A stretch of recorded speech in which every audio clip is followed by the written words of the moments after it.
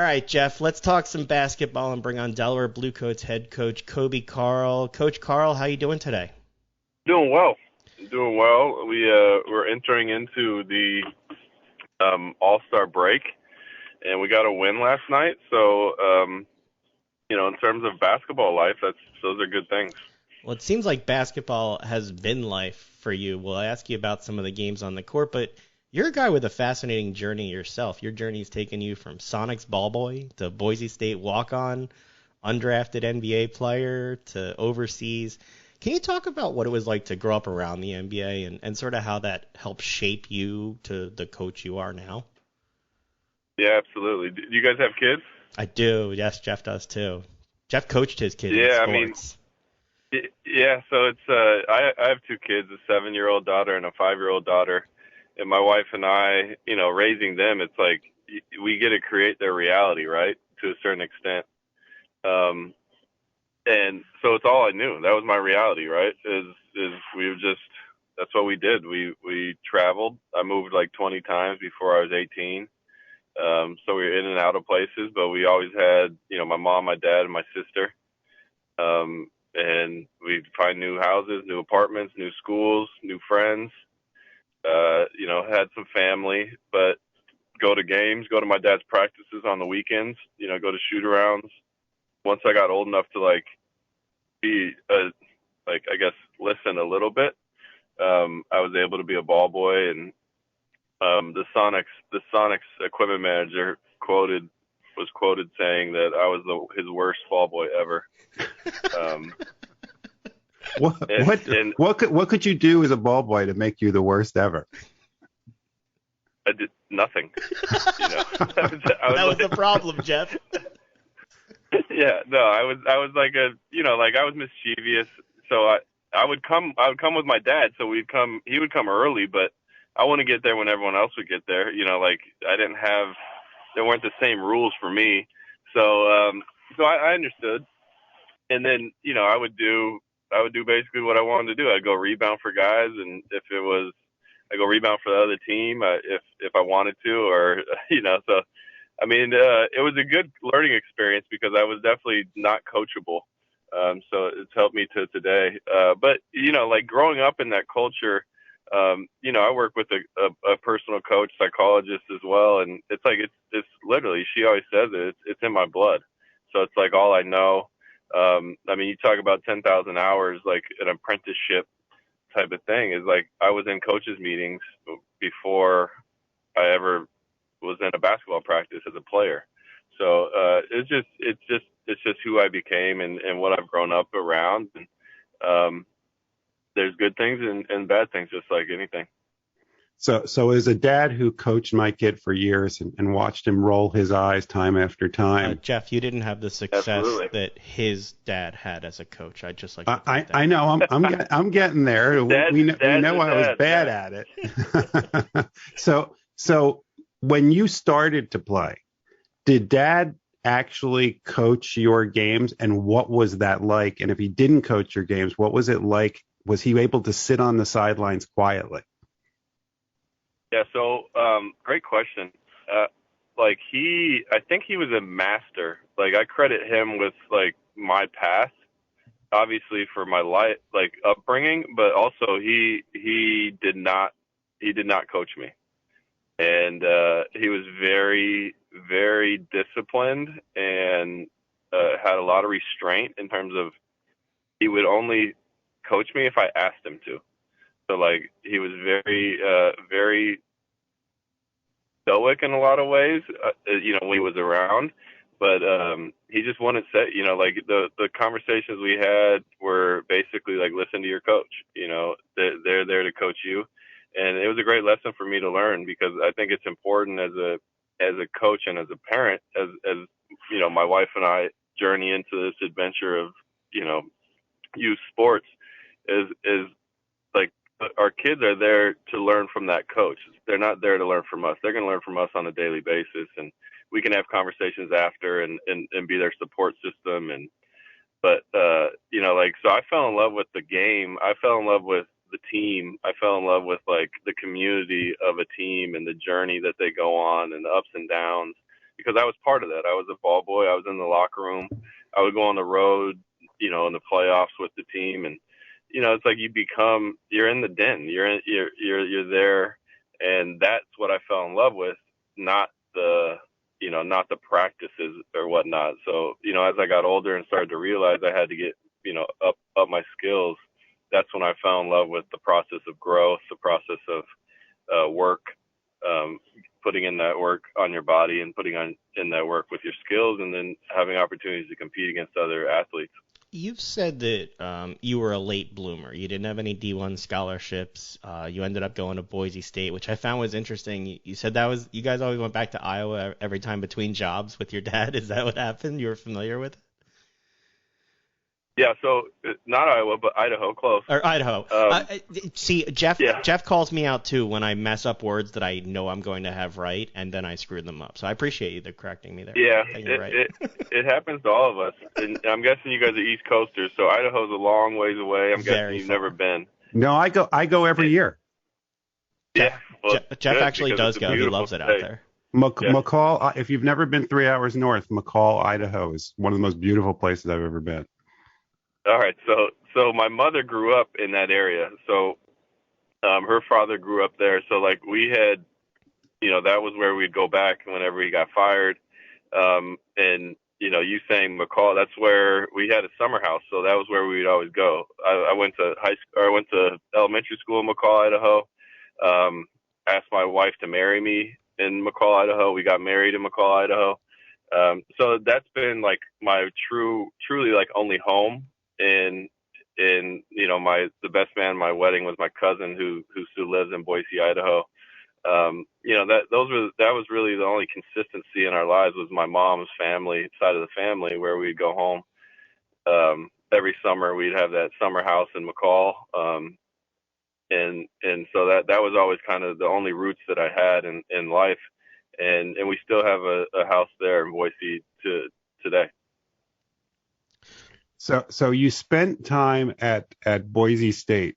The big question is do they have a blue basketball court like they do football court? I love the Smurf turf.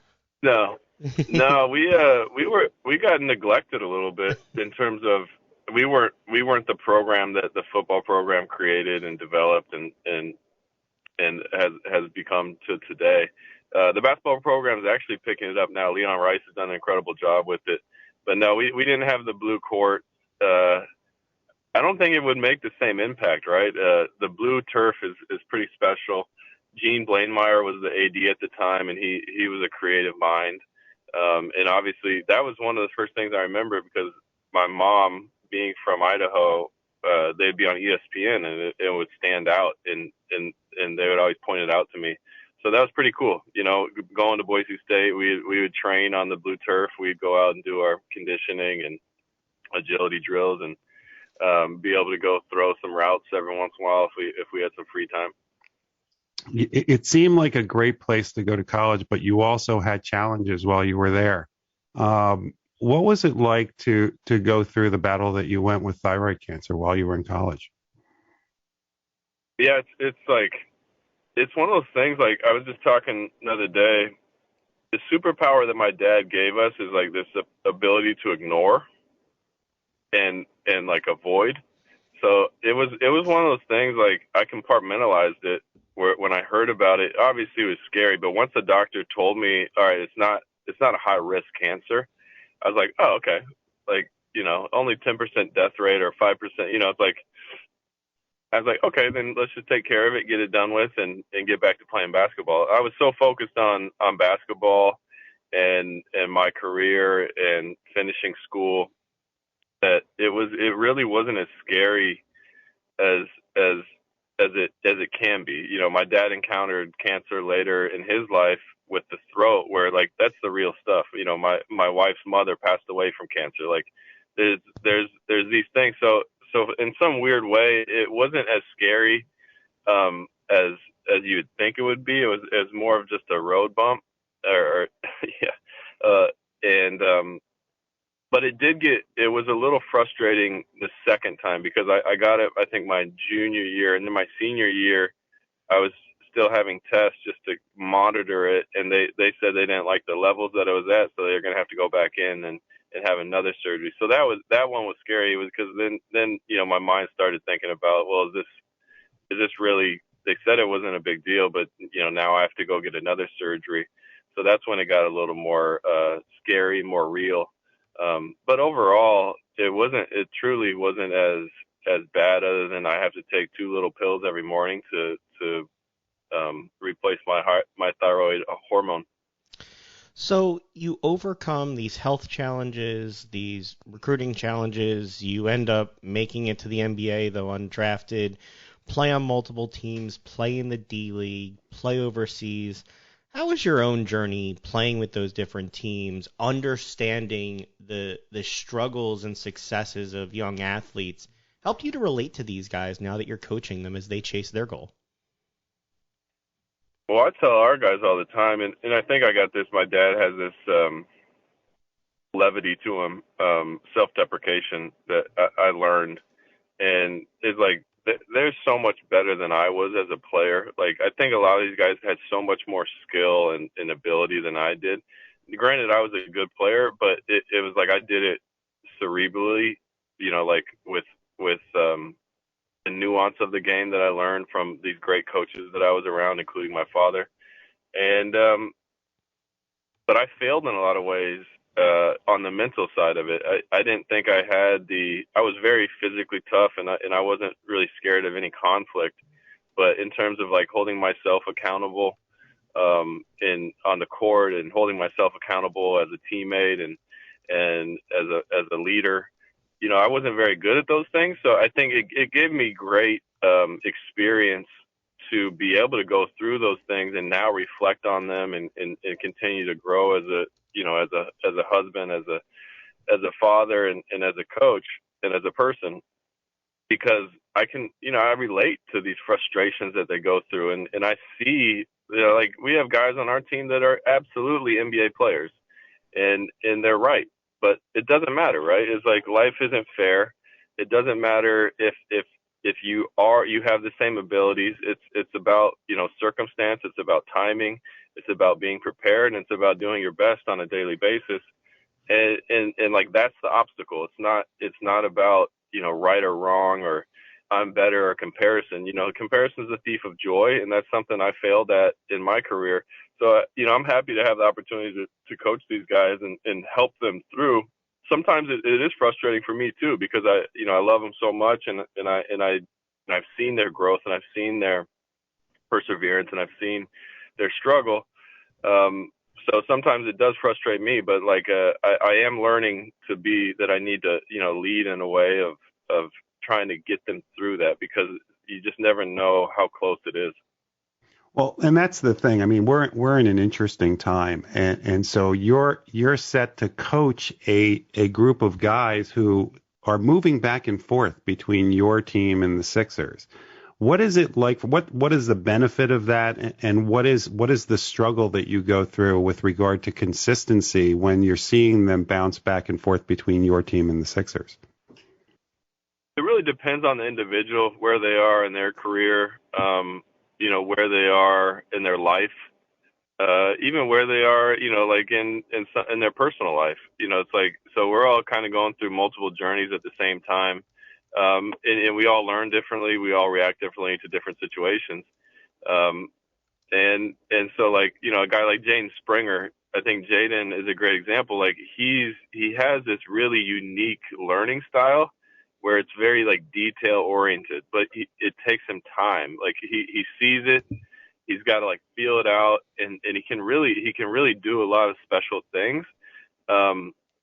But it just takes him some more time. So it's like building rhythm with him. He needs the reps. He needs the repetition. He needs the consistency.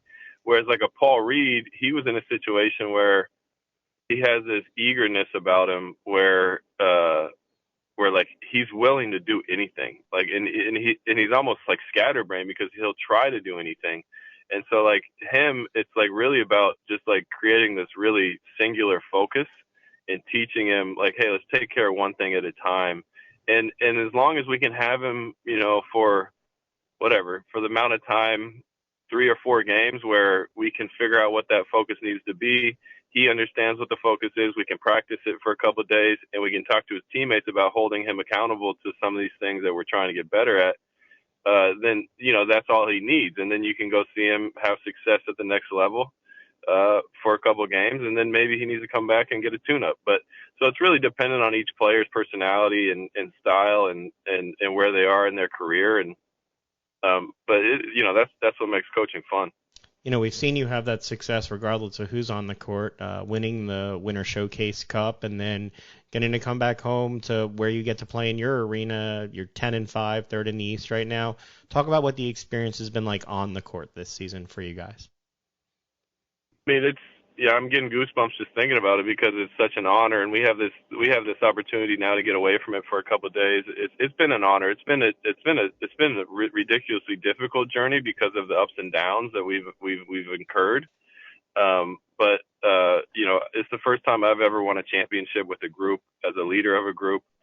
And then like the way we did it with our guys, being rewarded in different ways throughout the process, guys showing up, like a Paul Reed showing up. He wanted to be in Vegas with us. He was frustrated at first when he came down and played in the G League with us. And then by the end of it, he wanted to be with it. Like he was hurt that he couldn't finish the showcase with us. And so like seeing and being part of a culture where guys really want to be there with each other and compete with each other, it's been fun. And then the other side of it, it's difficult too because we went 14-1 through that process, and then we go back to 0-0. And I keep talking about it, and I should probably move forward, but guys like yourself keep bringing it up. And then we kind of now we're at 10-5, which is a hell of a record, and guys are battling through it and figuring it out as we go. We just got Haywood Highsmith got another 10-day opportunity, so it's a long-winded answer to say that I'm very fortunate and very happy with where I am in my career because I get to work under the umbrella of Daryl Morey and Doc Rivers, and then Prosper Kawangwa. We work daily together as the general manager, and he does an incredible job of providing us with, as a coaching staff and as a staff in general, and as a team with the tools and the things necessary to allow us to be successful on the court. So it's long-winded answer, but truly I just feel very fortunate to do what I do right now where we are. So you're a coach, a dad, a husband. You don't have enough to do apparently, so you're also doing a podcast. Tell us a little bit about that. Yeah, that actually occurred during with my idle hands during the pandemic. I've always been very curious. I love calling. Like I have this opportunity to like call people because I grew up around the NBA that most people can't call. So for example, watching the Toronto Raptors have success a couple of years ago, Masai Ujiri was an international scout in Denver with my father, and I was able to get on the phone with him for 30 minutes and talk to him and pick his brain about his journey and where he came from with Denver and some of the things he's seeing and ask him some questions. And so I started listening to my dad's podcast and really enjoyed it because it's like kind of what we're doing right now. It's a long-winded form where you can really hear some more in-depth stories. And I think in our culture right now, that's something that we don't have as much is with the instant gratification of Instagram and Twitter and the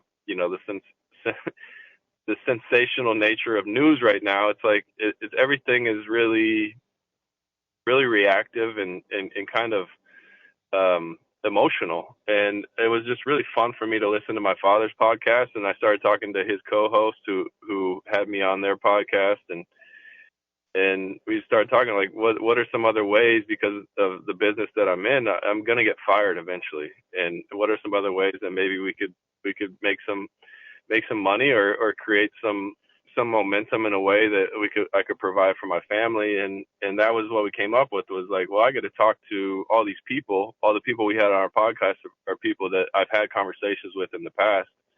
and then share that wisdom with others, because that's really what I wanted. That, you know, like everything I do is based on these conversations I had with my father, Phil Jackson, Jeannie Buss, Steve Kerr, Greg Patton, Leon Rice. Like, I just have a great network of friendships and mentorships that I've just been privileged to have. So I just want to share that with others because I feel very fortunate for it. So you've ruled out that you would not return to ball boy. Doesn't sound like they want him back. It's funny because I love the service nature of ball. Like, that's one thing about being a coach is like, and I went and visited Phil Jackson in Montana. He was a great host, right? And I think that's part of being a great coach is setting up the environment. And that's what being a ball boy is. It's like you set the environment, you set everything up, it looks nice, right? And you know the difference when you walk into a Holiday Inn versus the Ritz. It's like, it's the setup. You know, and everything looks nice, everything's where it's supposed to be. You don't recognize it because it's all these little details, but I think that's part of being a coach is that service nature of the details, making it look simple. And Steve Jobs was, probably as good as anyone we've seen at creating simplicity that creates, like so much more. Like, simplicity is truly a beautiful thing. And when it looks easy, we can't be naive to think that it is. Well, as you can see here, we enjoy talking about the journey as much as we do the stats on the court. Your podcast is The Curious Leader, where people can hear from some of these amazing voices and yourself talking about their journey. Delaware Bluecoats coach Coby Karl, thank you so much for the time. Enjoy your All-Star break, and look forward to the second half and seeing what you do. Hope we get to talk to you again. Yeah, it was a pleasure, guys. Enjoy it. Thank you so much.